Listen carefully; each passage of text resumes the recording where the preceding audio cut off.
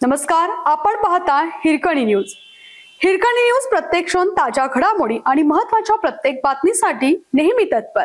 उचगावमध्ये पतंग काढताना विजेच्या धक्क्याने 15 वर्षीय बालकाचा मृत्यू। बुधवारी सायंकाळी 6 वाजण्याच्या सुमारास उचगाव येथे 15 वर्षीय सार्थक निलेश वाळकुंजे या बालकाचा विजेच्या धक्क्याने दुर्दैवी मृत्यू झाला।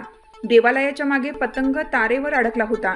तो काढण्यासाठी प्रयत्नात सार्थकला विद्युत तार वाहिनीला स्पर्श झाला आणि क्षणातच त्याला विजेचा जबर धक्का बसला।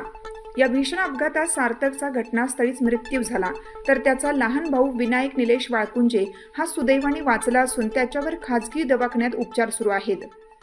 घटनेनंतर संपूर्ण उचगाव परिसरात वीज पुरवठा तात्काळ खंडित करण्यात आला होता। उचगावमधील घडलेली ही बातमी कळताच नागरिकांनी गर्दी केली होती। घटनेची माहिती मिळताच गांधीनगर पोलीस व CPR पोलीस चौकीचे कर्मचारी घटनेचा पंचनामा करून घटनेची नोंद घेतली। या घटनेने उचगाव व परिसरात हळहळ व्यक्त करण्यात येत असून नागरिकांनी मुलांनी पतंग उडवताना विद्युत तारेपासून सुरक्षित अंतरावर पतंग उडवावे आणि काळजी घ्यावी असं आवाहन केलं। हिरकणी न्यूज करिता विजय शिंदे, उचगाव, कोल्हापूर। आपल्या हिरकणी न्यूज चॅनलला लाईक करा, शेअर करा आणि सबस्क्राइब करायला विसरू नका आणि रहा अपडेट।